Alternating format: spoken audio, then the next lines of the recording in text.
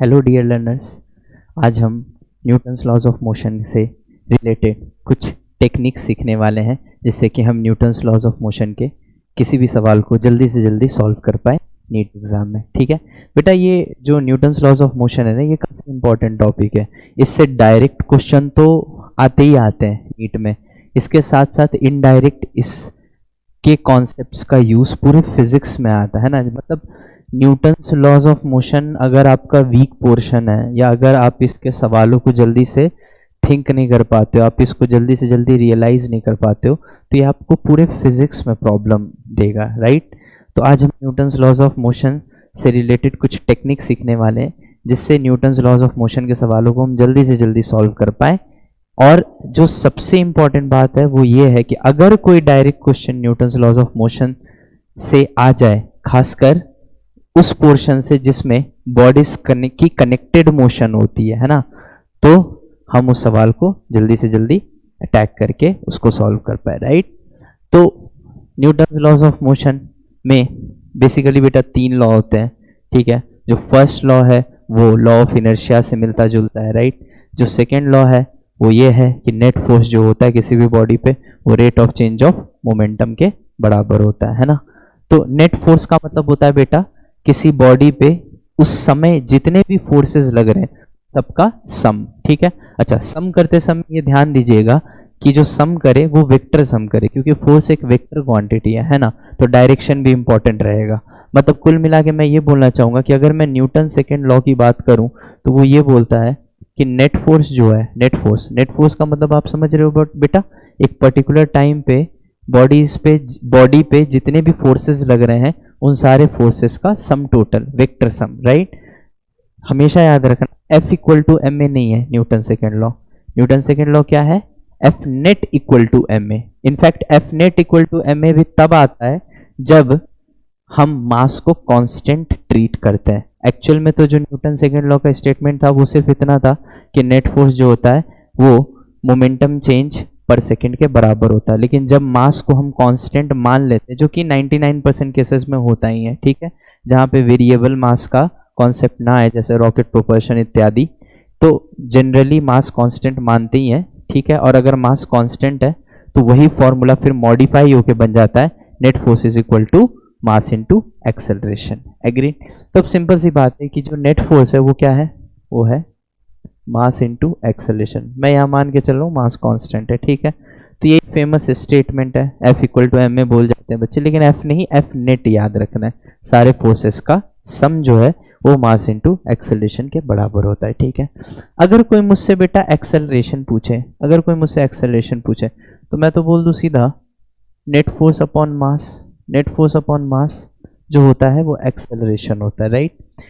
अब ऐसे तो ये बड़ा ट्रिवियल सा फॉर्मूला आपको भी देखने से लगा होगा कि यार इसमें कौन सी बड़ी बात है, ये तो हम बचपन से पढ़ते आ रहे हैं, मैं तो 9th-10th क्लास से ये चीज़ पढ़ता आ रहा हूँ कि F इक्वल टू एम में है तो ये जो होता है वो F बाई एम होता है ना, जहाँ F क्या है? Net force.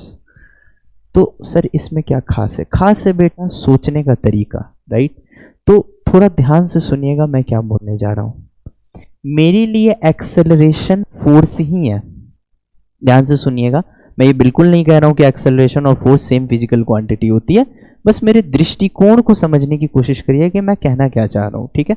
एक्सेलरेशन एक डिफरेंट फिजिकल क्वांटिटी है, फोर्स एक डिफरेंट फिजिकल क्वांटिटी है, दोनों के डायमेंशंस अलग हैं, यूनिट अलग है।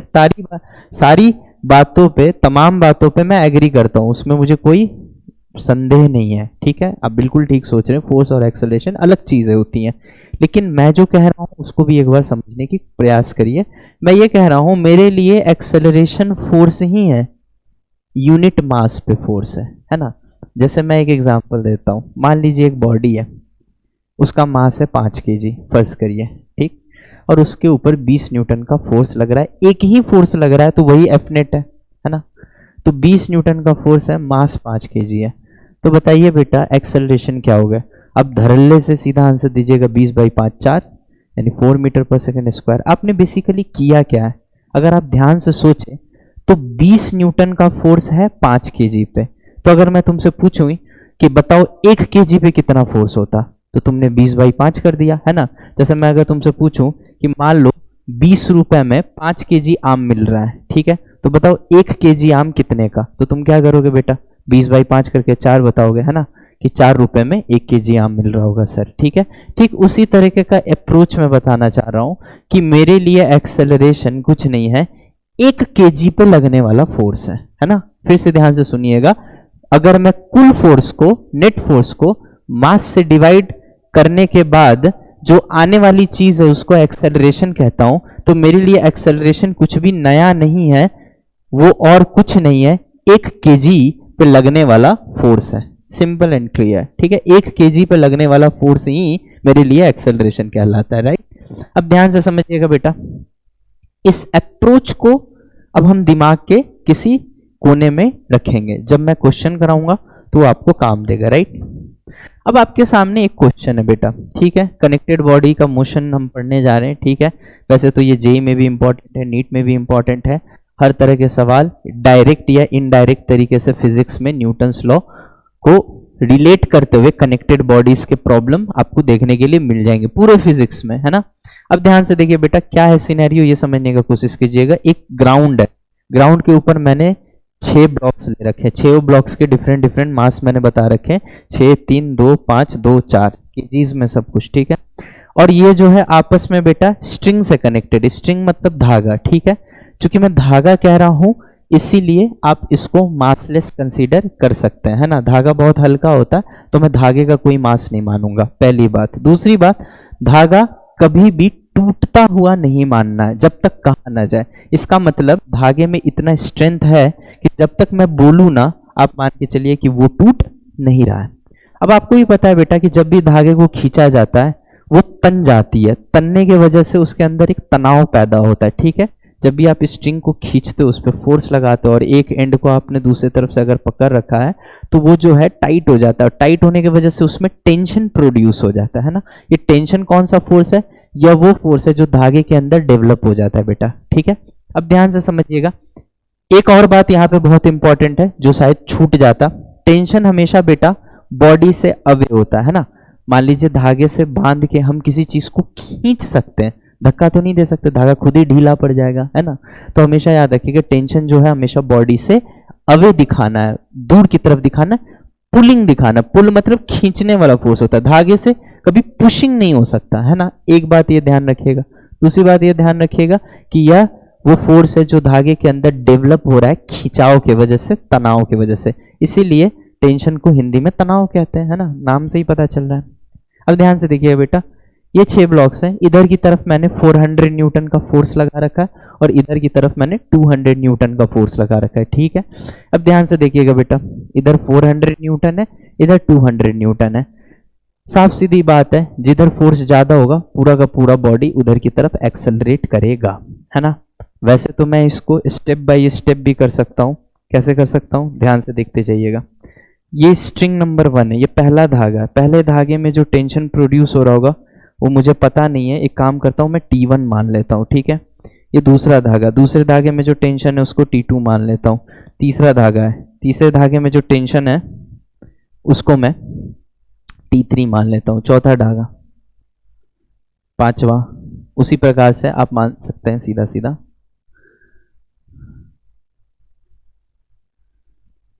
ये मानते चले जाना है हमें T5, ठीक है। ये मैंने डिफरेंट डिफरेंट थ्रेड्स में टेंशन की वैल्यू ले ली है, राइट। अब वैसे तो बेटा आपने 100% FBD बनाना सीखा होगा, है ना, जिसको कहते हैं हम फ्री बॉडी डायग्राम।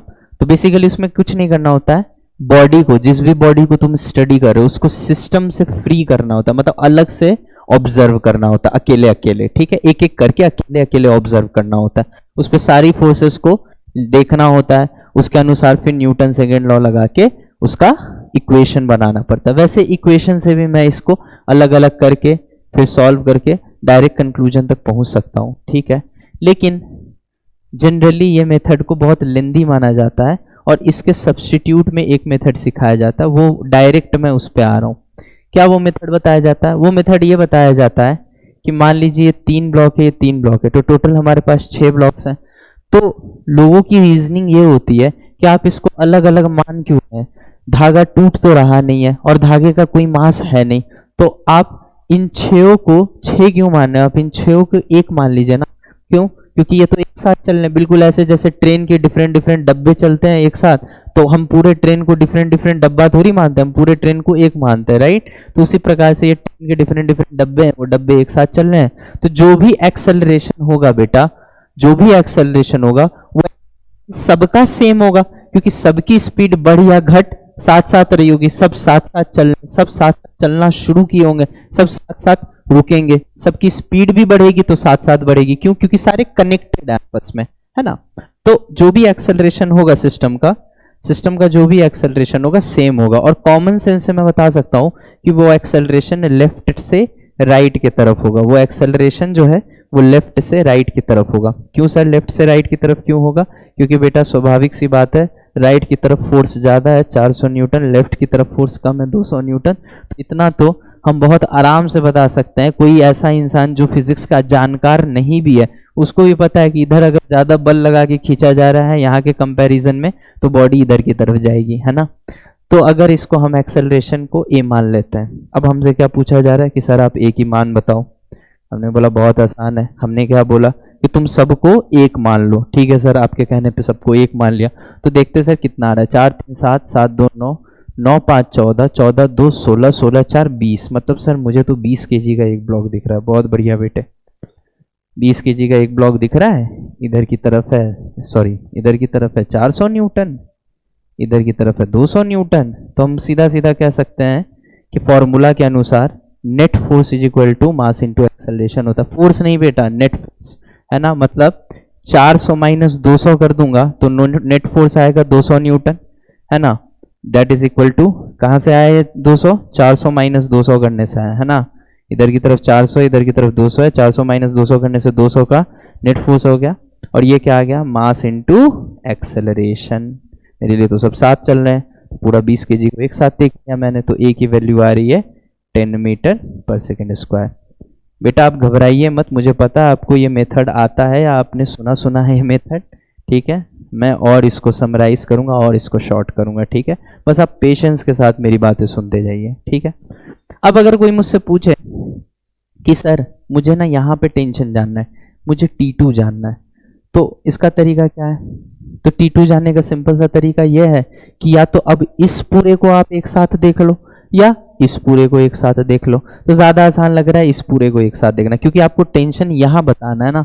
तो जब आपको टेंशन यहाँ बताना है तो या तो यहाँ से पूरे को एक मान लो या यहाँ से पूरे को एक मान लो। मैं फिर से कहूंगा, पूरा ट्रेन, पूरे डब्बे साथ साथ चल रहे हैं तो पूरा तो एक मान ही सकते हैं, साथ साथ उनके टुकड़ों को भी एक एक माना जा सकता है ना। मतलब मान लीजिए 10 डब्बे का ट्रेन बना हुआ है, तो पूरे ट्रेन को तो एक मान ही सकते हैं, शुरू के 4 डब्बे को भी एक ट्रेन का हिस्सा मान सकते हैं, अंत के 6 डब्बों को भी ट्रेन का एक हिस्सा मान सकते हैं, और वो सब ट्रेन के एक्सेलरेशन से चल रहे होंगे, आपस में सबका एक्सेलरेशन सेम होगा, है ना। क्योंकि ऐसा नहीं होता कि शुरू के डब्बे स्टेशन पे पहले पहुंच गए, अंत के डब्बे लास्ट में पहुंच रहे। सब एक साथ चलते हैं, एक साथ रुकते हैं, एक साथ स्पीड बढ़ती घटती, सब कुछ सेम है ना। अब ध्यान से देखना बेटा, अब मैं अगर इन दोनों को देखूं तो इन दोनों को देखूं तो मुझे ये 6 kg दिख रहे हैं सीधे सीधे। अगर ये मुझे 6 kg दिख रहे हैं बेटा, तो ये क्या है जल्दी बताइए? ये है सर 400 न्यूटन। और ये क्या है बेटा? ये है सर T2, है ना। T2 मुझे नहीं पता सर, वही निकालना है। बट मुझे इतना पता है सर कि इसका एक्सेलरेशन जो है ना लेफ्ट टू राइट होगा, और वो होगा 10 मीटर पर सेकेंड स्क्वायर। आपको कैसे पता बेटा? अभी अभी हमने निकाला है, अभी हमने निकाला कि एक्सेलरेशन 10 है। तो बोला सर वो तो सबका था, हम तो सिर्फ इन दोनों की बात करें। बेटा मैंने पहले ही बोल दिया, जो पूरे का है वही इंडिविजुअल ब्लॉक का है, वही 3-3 के सेट का है, वही 4-4 के सेट का है, वही 2-2 के सेट का है ना। सब एक साथ चल रहे हैं, गॉट इट। अब यहाँ पे बेटा हम सीधे सीधे बोल सकते हैं कि 400 माइनस T2, क्योंकि इधर की तरफ एक्सेलरेट हो रहा है तो जरूर 400 बड़ा होगा, T2 छोटा होगा, तभी तो ये इधर की तरफ स्पीड बढ़ा रहा है अपनी, है ना। तो मैं सीधा सीधा यहाँ इक्वेशन से बोल सकता हूँ कि 400 minus T2 is equal to 6 mass into acceleration. मैंने पहले ही बोला था कि net force is equal to mass into acceleration होता है। तो नेट फोर्स क्या है बेटा? नेट फोर्स 400 या T2 नहीं है, 400 माइनस T2 है, और वो क्या है? 6 इंटू 10, ठीक है। यहाँ से बेटा माइनस T2 को इधर ले जाएं तो साफ साफ दिख रहा है, मुझे साफ साफ दिख रहा है कि T2 को अगर हम इधर ले जाएं और 60 को उधर ले जाएं तो सीधा सीधा दिख रहा है 340 न्यूटन, 340 न्यूटन सीधा सीधा दिख रहा है ना। अगर 6 है तो अगर हम 400 माइनस T2 करते हैं 340 न्यूटन सीधा सीधा दिख रहा है। चलिए इसमें तो कोई संशय नहीं। अगर मेरे से कोई पूछे बच्चा कि सर आप T2 बता दिया, अब आप T4 बताओ, तो T4 बताने के लिए बेटा मेरे पास दो ऑप्शन है, या तो इधर के 4 को 1 मान लूँ या उधर के 2 को 1 मान लूँ। तो इधर का 2 मानना ज़्यादा आसान है, तो मैं फिर से बोलूँगा कि मेरे लिए अब ये 7 kg है। अब देख सकते हैं लास्ट के दोनों ब्लॉक 7 kg है, 4 + 3 7 kg है, और इधर की तरफ एक्सेलरेशन है 10 मीटर पर सेकेंड स्क्वायर। अब ध्यान से देखिए बेटा, इधर लग रहा है T4, इधर लग रहा है T4, और इधर क्या लग रहा है 200 लग रहा है ना। अब बता बेटा 200 माइनस T4 करूं या T4 माइनस 200 करूं? तो तुम बोलोगे बेटा कि सर 200 माइनस T4 करो। मैं पूछूंगा क्यों? तो देखिए सर आप यहाँ पे 400 माइनस T2 किए थे ना, उसी प्रकार से यहाँ 200 माइनस T4 करिए। गलत हो जाएगा बेटा। क्यों? ध्यान से देख, एक्सेलरेशन लेफ्ट टू राइट है, रटना कुछ भी नहीं है। एक्सेलरेशन लेफ्ट टू राइट है, मतलब दायां वाला फोर्स बाएं वाले फोर्स से बड़ा है, मतलब T4 माइनस 200 करना है, ना कि 200 माइनस T4 करना है। तो क्या आएगा? T4 माइनस 200, ये हो गया नेट फोर्स, और ये हो गया मास इनटू एक्सेलरेशन। पहले ही बोल चुका हूँ, नेट फोर्स जो होता है मास इनटू एक्सेलरेशन होता है। ठीक है बेटा, ये नहीं देखना है कि नंबर में से T घटेगा या T में से नंबर, हमेशा ये देखना है कि बॉडी किधर एक्सेलरेट हो रही है। बॉडी जिधर एक्सेलरेट हो रही है उधर वाला फोर्स बड़ा है, उसके ओपोजिट वाला छोटा है, बड़े वाले में से छोटे वाले को घटाओ, फिर आ जाएगा नेट फोर्स, और नेट फोर्स को लिख दो मास इनटू एक्सेलरेशन। ये ऐसे सोचना है ना। अब यहाँ पे राइट में T4 था तो T4 माइनस 200 कर दिया मैंने, और यहाँ पे सीधा सीधा दिख रहा है T4 जो होगा माइनस 200 को उधर भेज दे अगर, तो सीधा सीधा दिख रहा है 270 न्यूटन हो जाए। ठीक है, ऐसा ही अगर कोई मेरे से T3 पूछ ले, अगर मेरे से T3 पूछ ले तो मैं फिर भी नहीं घबराऊंगा। अब बेटा इधर से 3 ले या इधर से 3 ले, लेने तो 3 ही ब्लॉक पड़ेंगे, तो जिधर से भी मर्जी हो उधर से ले ले। चल मैं आगे से ही ले लेता हूँ, ठीक है। आपको मन करे तो आप पीछे से भी एक बार लेके घर पे ट्राई कर सकते हो। तो ये दिख रहा है 5 2 7 7 4 11 है ना। तो मेरे लिए अब ये 11 kg का ब्लॉक है, और मैंने आगे से लिया है ना, तो वो क्या हो जाएगा, उधर वाला फोर्स हो जाएगा 400 न्यूटन, और इधर वाला फोर्स हो जाएगा T3। ध्यान से देख, T3 निकालना है मुझे। और एक्सेलरेशन किधर है बेटा? लेफ्ट टू राइट है, 10 मीटर पर सेकेंड स्क्वायर। वो तो सबसे पहले हमने निकाला था, वो तो सबसे पहले यहाँ निकाला था, देख ध्यान से, है ना। अब इधर 400 का फोर्स है, इधर T3 का फोर्स है ना। अब इक्वेशन क्या बनेगी? 400 माइनस T3, क्योंकि बॉडी राइट की तरफ एक्सेलरेट हो रहा है तो 400 T3 से बड़ा रहा होगा। 400 minus T3 is equal to mass into acceleration, यानी 11 मास है और एक्सेलरेशन है 10, तो ये हो गया 110। तो T3 की वैल्यू सीधे सीधे यहाँ पे आ गई 400 माइनस 110, तो ये हो गया बेटा तुम्हारा 290। ये कितना हो गया? 290 न्यूटन, है ना। 290 न्यूटन आंसर आ गया। तो ये तरीका बिल्कुल ठीक है, इसमें कोई हर्ज नहीं है, समझ भी आ जाता है बच्चों को, लॉजिकल भी लगता है। ठीक, इसमें अगर हम नोटिस करें कि हमने किया क्या है, तो सबसे पहले पूरे को 1 मान लिया और एक्सेलरेशन निकाल दिया, और जैसे ही एक्सेलरेशन आ गया मुझे पता है हर टुकड़े का एक्सेलरेशन वही है। उसके बाद जहां पे भी टेंशन पूछ रहा है वहां माइनस पीछे वाला force is equal to total mass into acceleration. Acceleration कौन सा? जो अभी अभी हमने निकाला है। ठीक है, और फिर इक्वेशन बनाते जाओ और हर टुकड़े के आगे का या पीछे का जहां का भी टेंशन पूछा वो टेंशन निकालते जाओ, है ना। मतलब जहां पे भी टेंशन पूछा है उससे आगे या पीछे का टुकड़ा ले लो, एक्सेलरेशन पता ही है, नेट फोर्स का इक्वेशन लिखो और उसका एक्सेलरेशन की वैल्यू पुट कर दो, वहां का टेंशन आ जाता है ना। मूल मिला के हमने यही किया और कुछ नहीं किया। ठीक है, अगर बेटा हम इसको और थोड़ा आसान कर सके तो उसमें कोई हर्ज तो होनी नहीं चाहिए, है ना। चलिए तो हम इसको थोड़ा सा और आसान करते हैं बेटा, थोड़ा सा और आसान करते हैं। ठीक है, ध्यान से सुनिएगा। अब ये जो बताने जा रहा हूं ये काम की बात है, काम की नहीं बहुत काम की बात है। ठीक है, क्योंकि पूरे फिजिक्स में इन रिजल्ट्स को मैं जब मैं डिटेल में चैप्टर लेता हूं तो पूरे फिजिक्स को मैं इन रिजल्ट्स को मैं धड़ल्ले से अप्लाई करता हूं, धरा आंसर आता है, राइट। तो अब ध्यान से देखिएगा बेटा, जो मैं अभी बोलना चाह रहा हूं, मैंने अभी आपको समझाया था थोड़ी देर पहले, याद करो थोड़ी देर पहले मैंने तुम्हें एक चीज समझाई थी। मेरे लिए एक्सेलरेशन कुछ नहीं है, 1 kg का फोर्स है। क्या बोला मैंने? मेरे लिए एक्सेलरेशन कुछ नहीं है, 1 kg का फोर्स है ना। अब ध्यान से देख बेटा, सबसे पहला प्रोसेस तो वही करेंगे जो पहले हमने किया था। भाई यहाँ पे सबसे आगे है 400 न्यूटन और यहाँ पे सबसे पीछे है 200 न्यूटन। कॉमन सेंस की बात है, किसी को अगर फिजिक्स का ज्ञान है ना भी हो तो उसको ये समझ में आता है भाई इधर 400 लग रहा है, इधर 200 लग रहा है, स्वाभाविक सी बात है बॉडी 400 वाले की तरफ जाएगा, है ना। अब बताओ मुझे एक बात, तो बॉडी 400 की तरफ जा रहा है तो 200 उसको क्या कर रहा है बेटा, 200 उसको अपोज कर रहा है। तो मेरे लिए अगर मैं नेट फोर्स की बात करूं, मेरे लिए अगर मैं फोर्स की इफेक्टिव वैल्यू की बात करूं तो वो 400 है या 200 है। मान लो 400 रुपए तुम्हारे पास पहले से थे और उसमें से किसी ने 200 रुपए निकाल लिए तो बचे तो 200 ही ना, है ना। तो जो मेनली आपके पास रह रहा है फोर्स काम का वो कितना है बेटा, 200। और अगर मेरे पास फोर्स 200 है कुल, और कुल मास कितना, क्यों 200 लिया समझ में आ गया ना, 400 माइनस 200 200, बिल्कुल शुरू वाला देखना बिल्कुल अंत वाला देखना, 400 माइनस 200 कर दो 200, ठीक है। और मेरे लिए ये पूरा, तुम्हारे लिए 6 ब्लॉक होगा, मेरे लिए 1 ब्लॉक है, 1 ईंटा है मेरे लिए, ठीक है।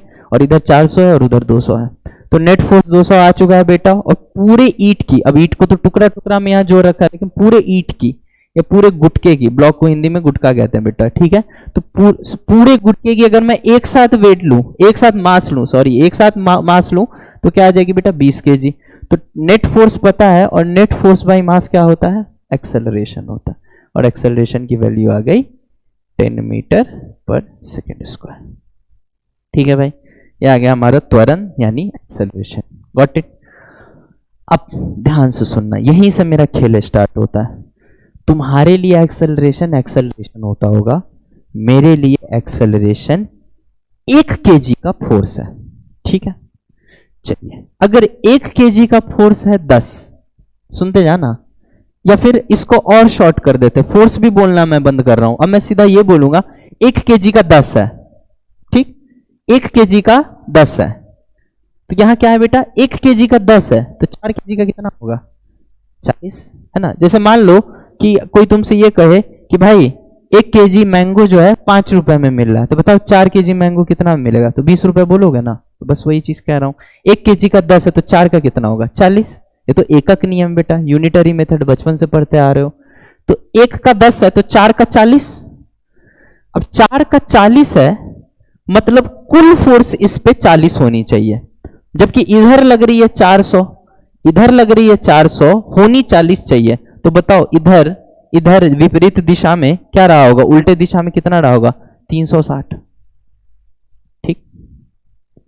समझ में आया कि नहीं आया। अब एक स्ट्रिंग में तो टेंशन हर जगह अलग अलग होगी नहीं, यहां पे भी टेंशन 360 होगी। अब ध्यान से देखना, तुम्हारे लिए एक्सेलरेशन होगा, मेरे लिए 1 kg का फोर्स है, 1 kg का फोर्स है 10, तो 2 kg का फोर्स कितना होगा, 20, ठीक है।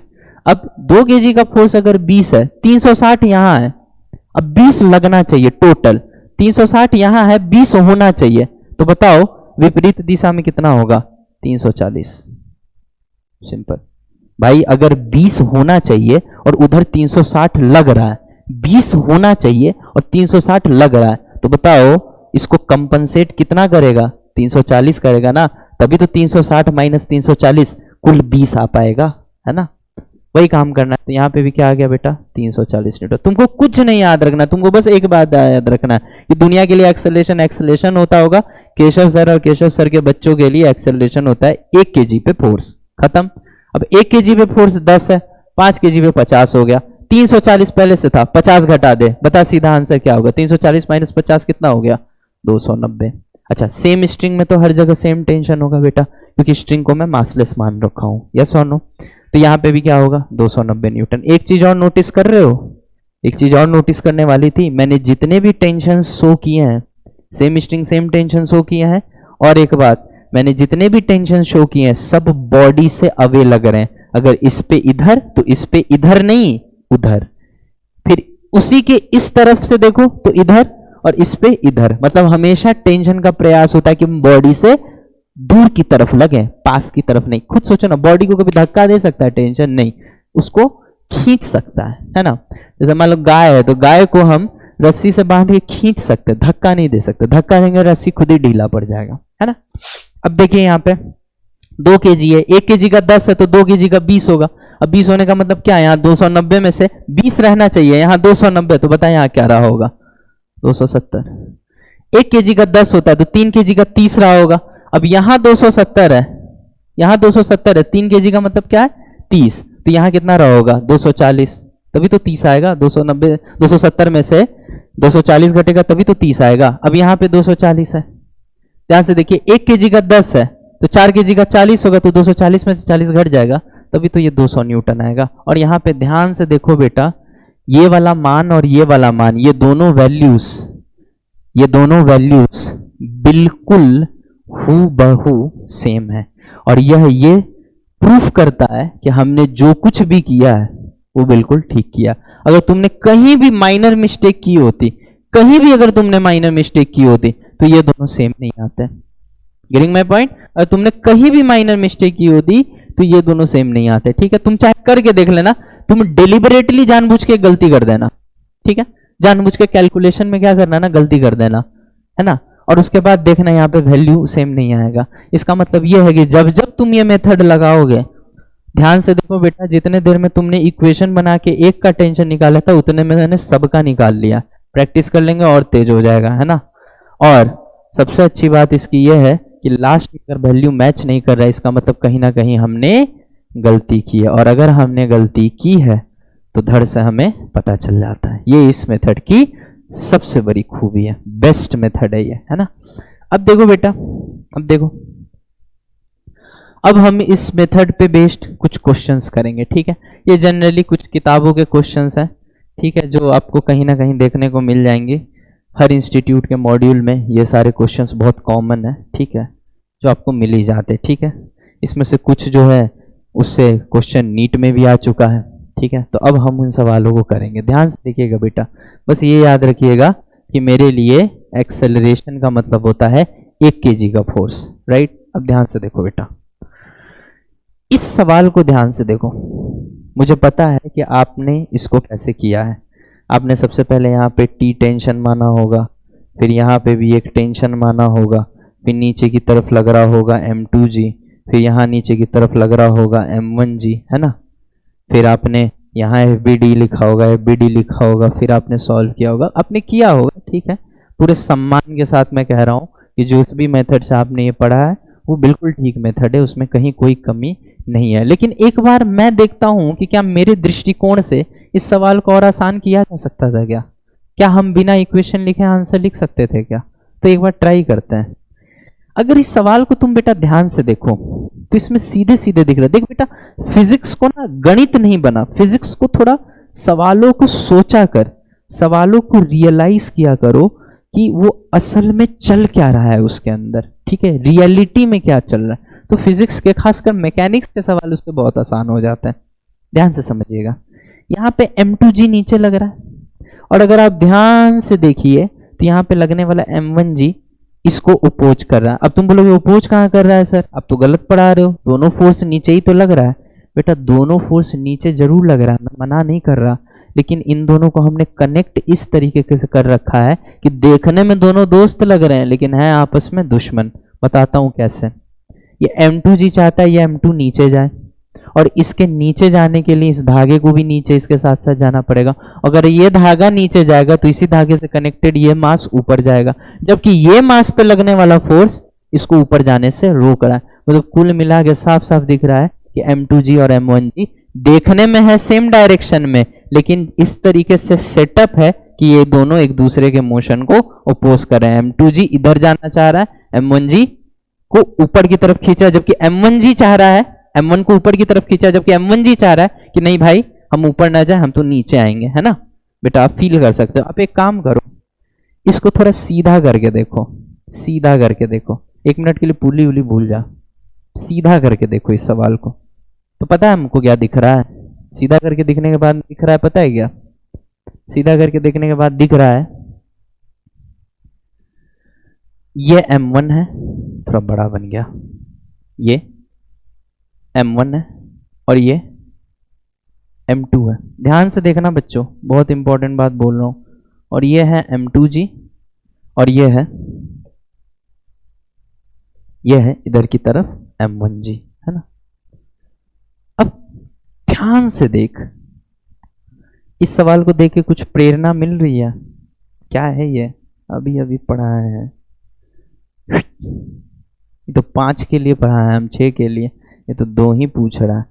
M2G इधर ले जाना चाह रहा है, M1G उधर।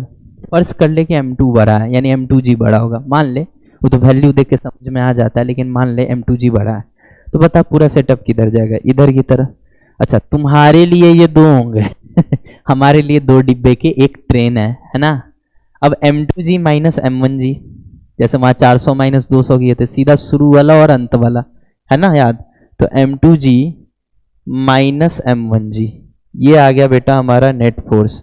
और एक्सेलरेशन क्या होता है, नेट फोर्स डिवाइडेड बाय कुल मास जितने भी हैं। तो कुल मास कितने हैं, वहां 6 थे तो 20 था, सबको जोड़ी तो दिए थे और क्या किए थे, यहाँ पे भी सबको जोड़ दो तो क्या हुआ M1 प्लस M2। तो आंसर देखिए बेटा यहाँ ध्यान से M1 plus M2, clear cut सीधे सीधे एक्सेलरेशन आ गया, है कि नहीं। अगर हमसे कोई यहाँ टेंशन पूछ देता तो टेंशन में क्या करते हैं बेटा, कुछ नहीं करते, फिर से सुनिए, कुछ नहीं करना है, घबराना नहीं है, घबराना बिल्कुल नहीं है। मैंने तुमको सीधे सीधे बताया था एक बार कि तुम्हारे लिए एक्सेलरेशन होता होगा, मेरे लिए तो एक्सेलरेशन सुनते ही हमको समझ में आता है क्या, 1 kg पे फोर्स। अब 1 kg पे फोर्स ये है तो M2 kg पे फोर्स कितना होगा, इस नंबर को M2 से मल्टीप्लाई कर दो, ठीक है। और टेंशन पूछना है ना, तो क्या होगा M2G माइनस ये, मान ली ये T है ना, तो T क्या होगा M2G में से अगर ये वाला मल्टीप्लाई करके घटा देंगे, जैसे अभी क्या कर रहे थे, यहाँ पे क्या कर रहे थे, ध्यान से देखो, 4 kg था ना, 1 kg का 10 है तो 4 kg का 40 हो गया, और यहाँ पे था 400 है ना, तो इस पे 40 लगना चाहिए नेट फोर्स, और यहाँ लग रहा है 400, तो ये कितना होना चाहिए 360। कैसे निकाल लेते, 400 में से 40 घटा दिए थे, वही काम यहाँ करना है। यहाँ काम क्या करना है, M2G में से 400 की जगह M2G आ गया, M2G में से M2A घटा देना है, M2A जैसे घटाओगे वैसे ही T आ जाएगा, है कि नहीं। तो इस तरीके से हम सवालों को बहुत फास्ट अप्रोच कर सकते हैं, ठीक है बेटा। अब जैसे यही सवाल देख लो, ठीक है, यहाँ पे तो खैर वेरिएबल में है इसलिए आपको लग रहा होगा कि नहीं काफी ज्यादा सॉल्व करना पड़ेगा, लेकिन जहां नंबर्स में सवाल आएगा अभी PYQ करेंगे, जब नंबर्स में सवाल आएगा ना फिर स्पीड कैसे जाएगा आंसर का, ठीक है। जैसे यहीं पे एक सवाल आ गया, देखिए यहाँ M2G नीचे लग रहा है।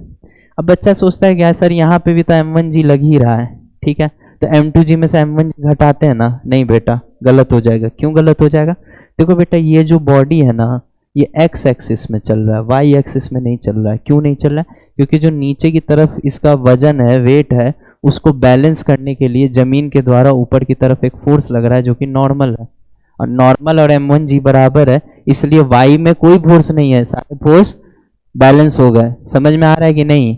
अब जो बॉडी चल रहा है ना वो M1G या N की वजह से नहीं चल रहा है, वो चल रहा है यहाँ पे आने वाले धागे में तनाव यानी टेंशन के वजह से। ध्यान से देख, अगर तुम इसको सीधा करके सोचेगा तो तुम्हें M2G माइनस M1G नहीं दिखेगा, M2G माइनस 0 दिखेगा, क्योंकि वो फोर्स जो मोशन के डायरेक्शन में है वो तो 0 है, फोर्स नहीं है, नहीं फोर्स होने को मैं 0 बोलता हूं, ठीक है। कोई चीज नहीं है मतलब क्या है, 0 है कि नहीं।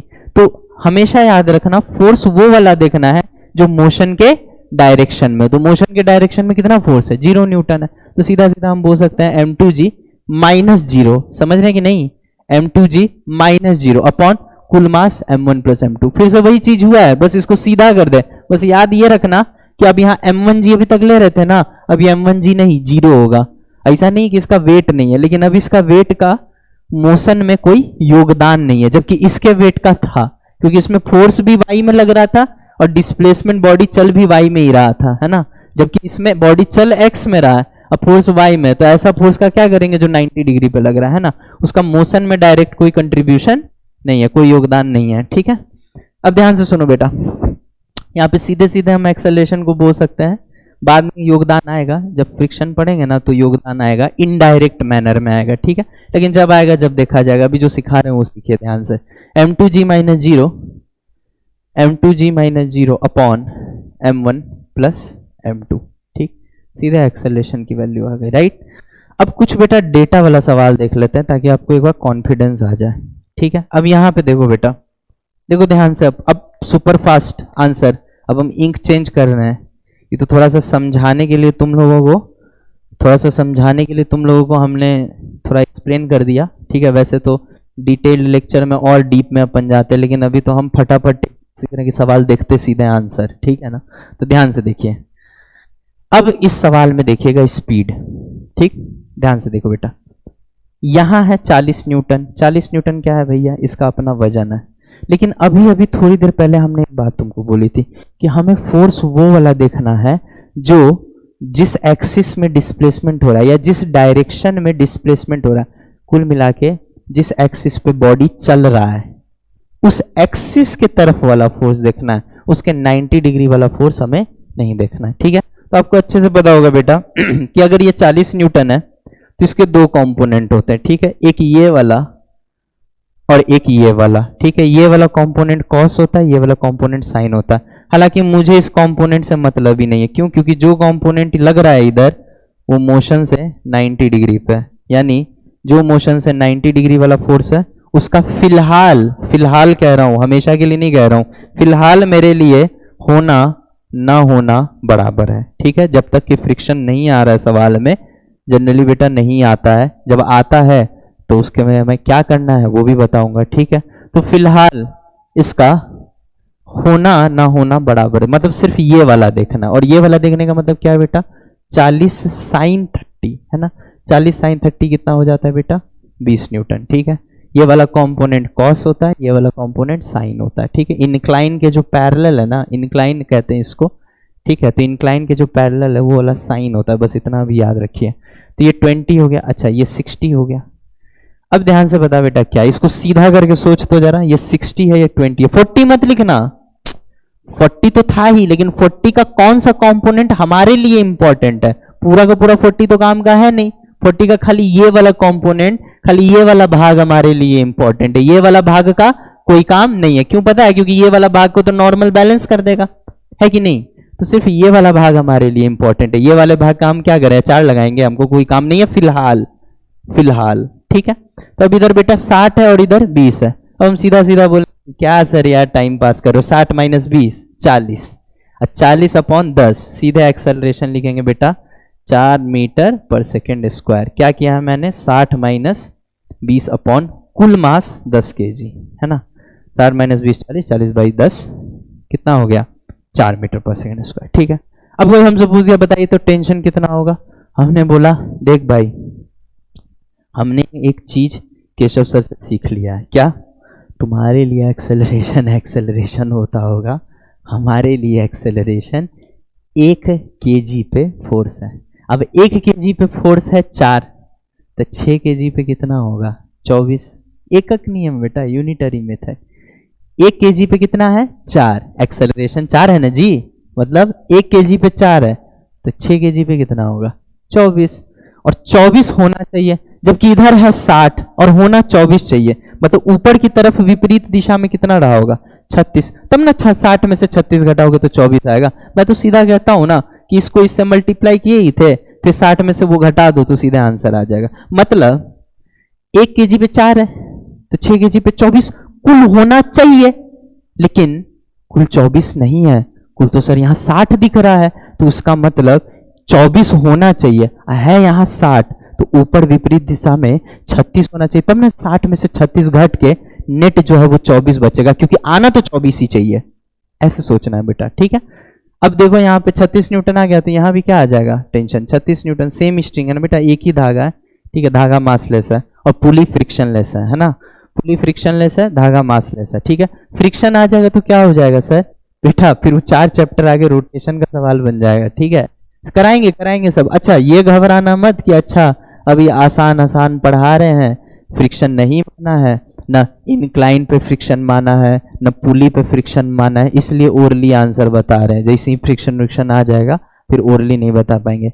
इस संदेह में नहीं रहिएगा बेटा, चैप्टर कोई भी हो आंसर बिना पेन उठाया आएगा। ठीक है ना, जब हम वहां जाएंगे तो वहां पे टेक्निक भी अपडेट हो जाएगा। ठीक है, जब जैसा तब तैसा। अब ध्यान से देखिए, यहाँ 36 न्यूटन आ चुका है। अच्छा अभी सिखाए थे 1 kg पे जो फोर्स लग रहा है वही एक्सेलरेशन है 4, तो 4 kg पे कितना हो गया, 16। अब 36 है, 16 कुल होना चाहिए, मतलब विपरीत दिशा में कितना होगा, 20, तब तो 36 माइनस 20 16 होगा। तो लो आ गया 20 आ गया ना, मतलब मेरे हिसाब से तो 20 आना चाहिए था, और असल में भी 20 है। इसका मतलब जो भी हम आंसर निकाले वो बिल्कुल ठीक है, मतलब सबसे फास्ट और सबसे सही है कि नहीं। अब बेटा ये देख लो, ये बेटा देख लो, ये होमवर्क है तुम्हारा, ठीक है, हालांकि मैं बता दूंगा थोड़ा सा, लेकिन इसको सॉल्व करके आप आइएगा। 3-3 ब्लॉक का, 3-3 ब्लॉक में अब तुमने बेटा 3-3 इक्वेशन लिखा होगा, पहले इस पे, फिर इस पे, फिर इस पे। ये सब करने की कोई ज़रूरत नहीं है। देखो इधर, यहाँ नीचे की तरफ 60 न्यूटन का फोर्स है, क्या mg मास इनटू जी स्मॉल जी 9.8, 10 मान रहे भी कैलकुलेशन के लिए। इधर फोर्स कितना है जल्दी बताइए, इधर फोर्स है 20 न्यूटन का। अब बेटा देखो, इसको सीधा कर दो। अच्छा, अब तुम्हारे दिमाग में शक आएगा यहाँ कि सर यहाँ पे भी तो 20 न्यूटन है, लेकिन फिर वही बात चल रहा है, एक्स एक्सिस में फोर्स है, वाई एक्सिस में, तो इस फोर्स का कोई योगदान नहीं है ना। एक्सेलरेशन इस डायरेक्शन में जो एक्सेलरेशन आएगा उसमें इस डायरेक्शन के 90 डिग्री पे जो फोर्स है उसका कोई योगदान नहीं होगा, ठीक है। तो बेटा ये वाला तो दिमाग ही नहीं लगाना है, क्योंकि एक्सेलरेशन जब भी आएगा इधर आएगा और इसका इधर वाला कंपोनेंट 0 है, तो दिमाग ही नहीं लगाना है, मतलब सिर्फ ये देखना है 60 और 20। अच्छा, एक और चीज, अगर हम इसको सीधा करके सोचे, अगर हम इसको सीधा करके सोचे तो बेटा ध्यान से देख, ये सवाल और पिछला वाला सवाल सेम नहीं है। इनफैक्ट ये तो ज़्यादा टफ है, इसमें तो 6-6 ब्लॉक लगा रखे हैं मैंने, और जहाँ तक कि इसमें तो 3 ही ब्लॉक है। देखिए ध्यान से, इसको सीधा कर दीजिए तो क्या दिख रहा है, यहाँ 60, यहाँ 20। सीधा शुरू वाला देखो और अंत वाला देखो, यही सिखाया है अभी।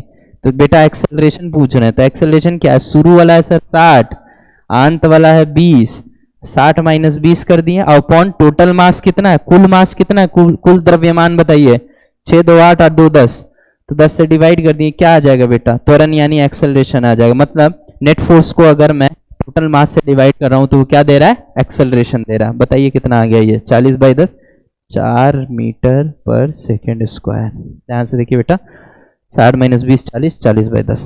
अब सर टेंशन भी बता देते ना तो मजा आ जाता। कोई दिक्कत नहीं बेटा, बताएंगे, बिल्कुल पेशेंस रखना है। एक्सेलरेशन होता क्या है सर, पता है हमको, आप फिर से वही बात बोलिएगा, दुनिया के लिए एक्सेलरेशन है, मेरे लिए एक्सेलरेशन 1 kg पे फोर्स है, ठीक है। तो 1 kg पे 4 है, 6 kg पे कितना होगा, 24, और 60 है, 24 आना चाहिए, तो बताओ इधर कितना होगा, 36। नहीं समझ में आया, 60 है नीचे की दिशा में, 24 टोटल आना चाहिए, तो विपरीत दिशा में कितना रहा होगा, 36, तब ना 60 माइनस 36 24 हो पाएगा, है कि नहीं। तो सीधा हम तो कहेंगे इसको मल्टीप्लाई करो, इससे माइनस किया करो, खट से आंसर आएगा, है कि नहीं। अब ये 36 है, 36 36 36 36, यहाँ भी 36 है, ठीक है। अब यहाँ पे सर टेंशन बताइए, सर यहाँ टेंशन बता के दिखाइए, तब मान जाएंगे, ठीक है बेटा, कोई दिक्कत नहीं है। 1 kg पे फोर्स 4 है, तो 2 kg पे फोर्स 8 है, और 2 kg पे फोर्स 8 है, 36 इधर लग रहा है, 8 कुल होना चाहिए, तो इधर कितना होगा, अगर 36 इधर लग रहा है, 8 कुल होना चाहिए, टोटल फोर्स नेट फोर्स 8 होना चाहिए, तो क्या होना चाहिए, 36 में से 8 घटा दो, क्या आ रहा है बेटा, 28, ठीक, 28 न्यूटन। अब ये सेम स्ट्रिंग है तो हर जगह 28 28 28 28, यहाँ भी 28 होगा। फिर यहाँ पे भी चेक कर लेते हैं, एक बार देख लेते हैं कि कहीं कोई गलती तो नहीं हो गई है हमसे, देख लेते हैं, है ना। 1 kg पे फोर्स 4 है, तो 2 kg पे 8 होगा, कुल 8 होना चाहिए, ऊपर 28 है, तो नीचे कितना होना चाहिए, 20। अपने तरीके से तुम तो चलते रहो, तो यहाँ नीचे 20 आना चाहिए मेरे हिसाब से।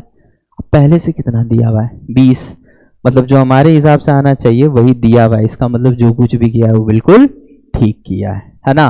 दिस वॉज द मेथड बेटा, जिससे हम लोग चुटकियों में आंसर निकाल सकते हैं। बहुत आसान कर देता है मेथड, बहुत सरल कर देता है। जहां इक्वेशन से आप इतना सोचते हैं, इक्वेशन बना बना के एफबीडी में अपना दिमाग खपाते हैं, उसके कंपैरिजन में ये मेथड आपके सोचने के शक्ति को भी बढ़ाता है। क्योंकि आप ये चीज नोटिस कर रहे होंगे कि इस तरीके में आपको कहीं ना कहीं सिस्टम का रियलाइजेशन हो रहा है कि चल क्या अंदर रहा है, राइट।